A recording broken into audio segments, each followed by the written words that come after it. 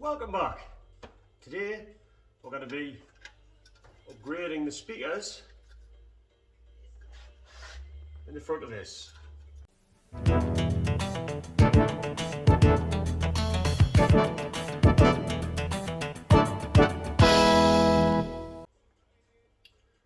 the regular viewers of the channel, will know how much I detest factory fit sound systems. They are absolute ants.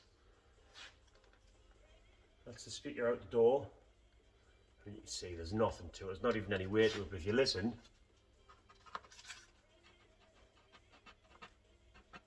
I believe I might have blown this one up. So, long and short of it is, got a set of Infinity 5-inch components for the front, so I'm looking to fit them into the Calibra. However, I hummed and hawed a little bit about whether I should actually put some door pods on, build some proper speaker pods, or try and put them into the factory location. I am trying to keep a little bit of an OEM look inside the car, so decision was made to keep them in the factory location. However, that still doesn't stop us changing things up a little bit. So what I've done is, might look a little bit rough at the minute, use the factory mounting plate, and unlike the factory speakers, I've managed to get a little bit of angle on these, because at the end of the day my ears aren't in the footwell, my ears are up top, so you want them kind of, in an ideal world you would want them imaged towards the rear view mirror. I've managed to pull them up a little bit in that direction. I haven't got quite as much angle on as I would have liked, but there is angle on nonetheless, and they'll fit perfectly in the factory location. What I'm looking to do is, I've got a couple of passive crossovers. I'm looking to probably mount them just in there. There's a little dead cavity just in behind this raised up bit here. So that'll sit actually ideal on there. And the tweeter, I've actually managed to mount the tweeter in the existing tweeter hole. A little bit of glue on the back. It was a clip fit, but I wanted to just make sure it was definitely in. So the tweeter also fits in with absolutely zero modification to the car. So if worst case scenario, I can always put the original speakers back just in case something ever goes wrong, or I decide to sell and I want to rip them out. Not that I'm bothered, but you can't even tell that they're in unless, just see a little glint of the badge in behind there. But other than that, you would never even know they've been fitted and the speakers have been upgraded. So, what I'll do now is I'll get on and I'll show you exactly how I've made this. Hello, Sean. Me and the gaffer, who likes to be involved, show you exactly how I've made this.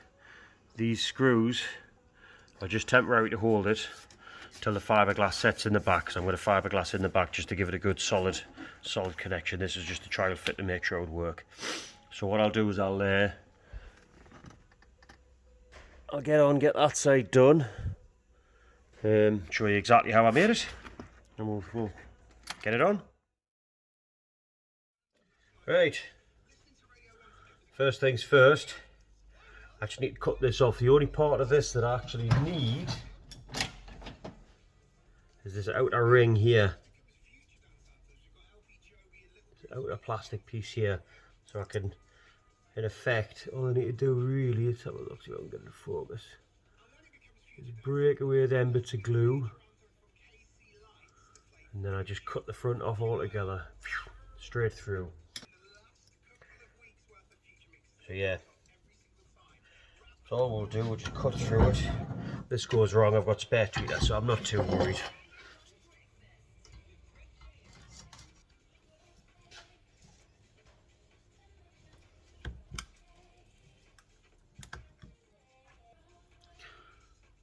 That's all we need there. As long as we've got them 3 grooves in and a flat plate to sit it on,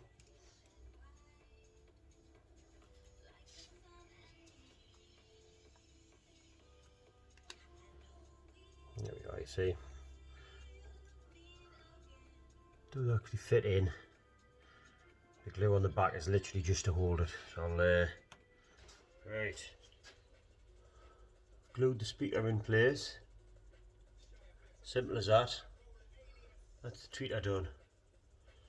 So that'll work better. As you've seen, I put a couple ends on there ready to wire them all in. So that's that done, finished. I can actually clip that. I can actually clip that back in the door card now. So next is the most fun part. I'm gonna rip all of this junk out of the middle of here. That. So rip it out, get it all cleaned up so it's all looking nicey, just like that. All I've done is just took the jigsaw, ripped the speaker out, just sanded around the edge of it just to smooth it off so there's no real rough edges there, and that's it. That gives us my base mounting plate. From there, what I'll do is I'll cut a wooden ring to go in, outer edge to fit that, paid attention to the flat spot, and the inner edge of the speaker, like the inner diameter of the speaker, so that it's effectively just a ring to sit in there, and then we'll mount that. So what I need next is a wooden ring. There we go. Here's what I made earlier. So I'll just make sure it's a nice snug fit. Reasonably happy with that. So all I'll do next is mark the top, bottom, and the two sides where I want the screws to go through. It's just to hold it for now. Put the two top ones in. Once I sit a little bit like that, they want to be just up flush with the edge. So I'll put the top and bottom one in, and then what I'll do is when the top and bottom one's in, I'll swivel that. It needs to come back over into the car a little bit. So once the two top and bottom ones in, I'll swivel it a little bit so that it's a bit more pointing in towards the car.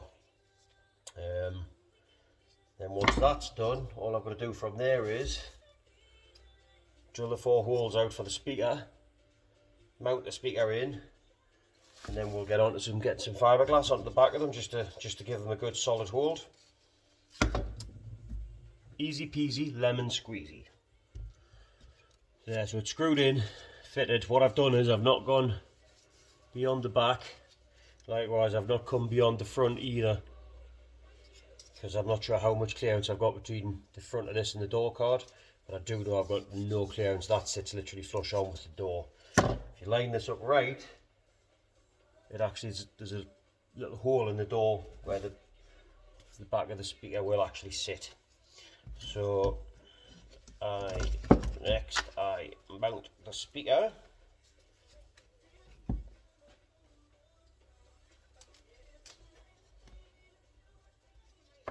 What I have to do is,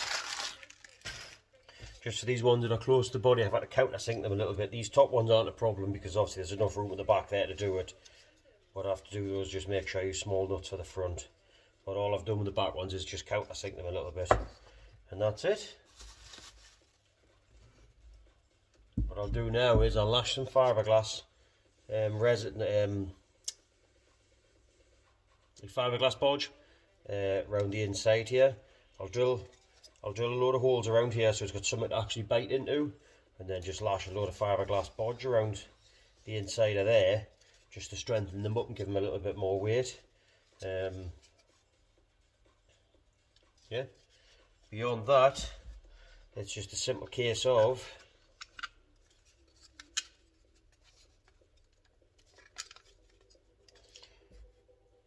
fitting them, and that's it. They're ready to go in the car. There we go. So I didn't video this while I was actually doing it because, to be quite fair, I don't want my phone around hairy bodge because it's horrible stuff. Once it's on, you can't get the stuff off. But there we go. What I've done is on the insides of it, I've just supported it. Supported the wooden tube, the wooden ring with some fiberglass bodge. All I'll do is when I come to, once it's dried and set up tomorrow, I'll come back, I'll just knock any of the high rough spots off like this. And and then I can take out the horrible screws on the side. I might even give it a quick dusting down, just a quick clean up, make it look tidy, and possibly even a flash of paint, just in case anyone else is ever inside the door card. I would hate them to think I've done a rough job. There we go.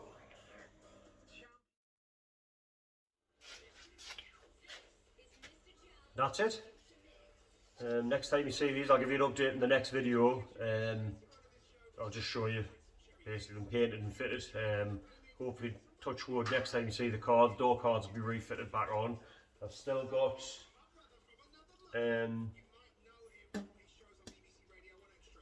a separate locomotive to fit to the other side, because obviously that side's a little bit sticky. I've got a second-hand one. I've got a couple of second-hand ones.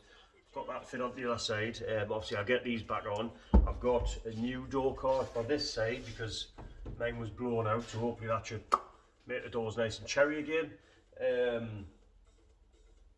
I've actually got a new head unit to go in as well, because the Kenwood mask is, as much as I love the Kenwood mask for a bit of retro life, it's just not up to scratch.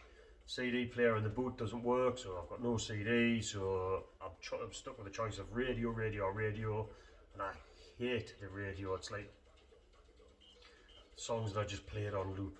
So I've still got an old Pioneer to go in, but it does have Bluetooth connectivity, and that's so I can connect it before. At least I can stream some digital radio and get something else a little bit better on, or failing that, just stream some music direct off my phone. On top of that, as well as that, I finally managed to get the bracket actually fitted on the front that was painted in the last episode. The bracket's all done. Coil pack's on, the car's been up, started and running.